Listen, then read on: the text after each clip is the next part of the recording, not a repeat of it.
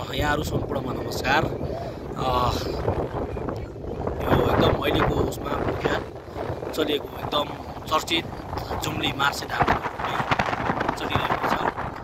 यो रोपाइको सिलसिलामा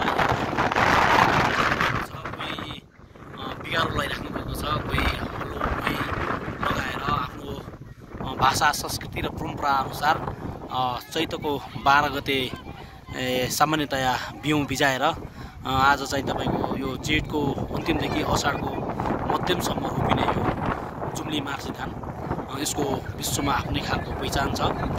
यो धनै आधा चैतदेखि लिएर आजसम्म चाहिँ यो मार्से धान रोप्ने सिलसिलामा रोप्ने क्रममा हाम्रो लोकल संस्कृति, लोकल पहिचान, लोकल रीतिरिवाज संस्कृति अनुसार कसैले चुट्किला, मागल, झोडा जस्ता थुप्रै पुराना संस्कृतिहरूलाई झल्काएर यसरी चाहिँ यो मार्से धान रोपिन्छ। सामान्यतया यो जुम्लीहरूको एउटा पर्वको रूपमै रहन्छ। यसमा थुप्रै वल्लो पल्लो गाउँबाट रोप्नेहरू आउने, रोप्ने, परिमा लगाउने जस्ता कार्यहरू हुन्छन्। तपाईहरुले हेर्न सक्नुहुन्छ यो दृश्य, यो जुम्ली मार्से धान रोपाई भइरहेको देख्न सक्नुहुन्छ। यो आफ्नै खालको आफ्नै तरिकाले आफ्नै हेर्नुहोस्, यहाँ थुप्रै रोप्नेहरूका माझमा, थुप्रै रोप्नेहरूका बिचमा यी रोपाइहरू प्रचलन भएको छ। हेर्नुहोस्, तपाईँ देख्न सक्नुहुन्छ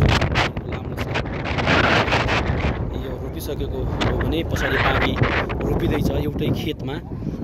कोही मही लगाउने, कोही हलो जोत्ने, कोही बिगार लगाउने, कसैले रोप्ने, कसैले बिउ फलाउने, जस्तै आफ्नो रीतिरिवाज पुराना चुट्किला जस्ता गाएर यसरी चाहिँ मार्से धान रोप्ने हाम्रो प्रचलन छ।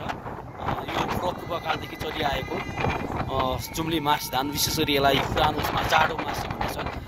विशेष गरी यसलाई चाहिँ जाडो एकदम चिसो ठाउँमा फल्ने धान भएको कारणले यसलाई जाडो मार्से पनि भन्ने गरिन्छ।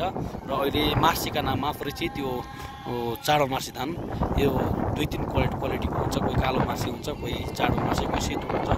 विशेष गरी रातो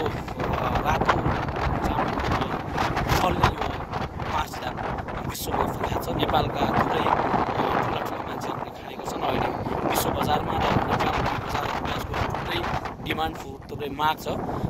आजका मितिमा यो धानको यो चामलको मूल्य भन्नुपर्छ भने कम्तीमा 350-400 रुपियाँ केजीसम्म यही घर आँगनबाट बिक्री हुने गरेको छ। र जुम्लीहरूको एउटा पर्वको रूपमा रोपिने यो मार्से धानको चाहिँ यो हिमा गाउँपालिका, जुम्ला जिल्ला हिमा गाउँपालिका वडा नम्बर 1 खत्याल जुम्लाको थुप्रै फाँडहरू छन्। हेर्न सक्नुहुन्छ तपाईँले यो दृश्य, यहाँ मार्से धानहरू थुप्रै रोपिएको छ।